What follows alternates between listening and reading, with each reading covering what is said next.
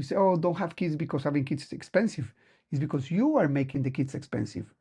For example, people say, oh, you have to pay school, in the school you have to pay tuition. To what I ask, why do you need to pay tuition to?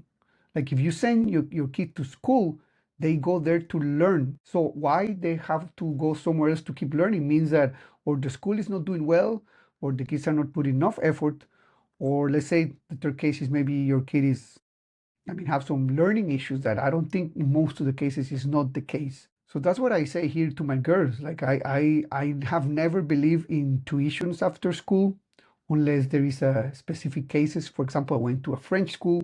I have to do math exams in Spanish. So the terms in French and Spanish are not the same. So we have to take separate classes to learn math in Spanish. I know it sounds weird, but and we thought that it was weird until we understood completely. If we haven't not taken math, for example, math and I think there was math and something else. If we haven't taken in Spanish, we will fail the government tests. But coming back to the point, you don't need to put your kids in every single tuition because you want your kids to be A plus students. Is that going to help them in life in the future? Maybe yes, maybe not. It's debatable. I mean, the chances, of course, might be there in a society like Singapore when you need to have a paper with good grades.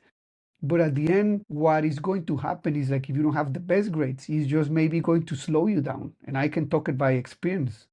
I was not having the best grades, not even in high school. I have to do twice 1 year in high school.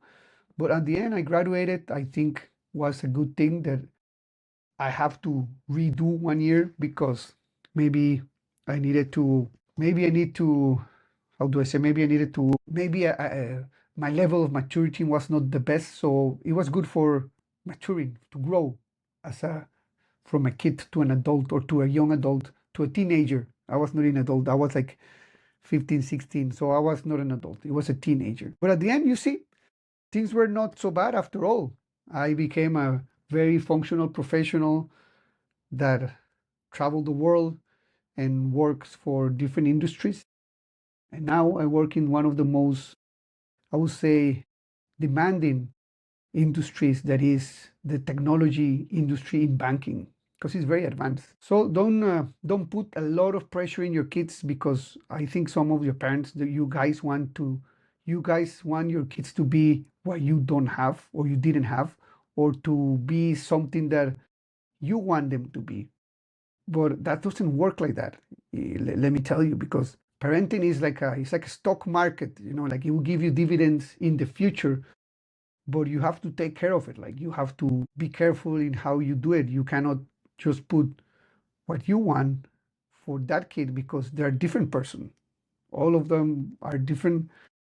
Maybe they want to become like that, like dad or mom. That's what I mean. But maybe not. Maybe they don't want to become like their parents. Maybe they want to become engineers and doctors.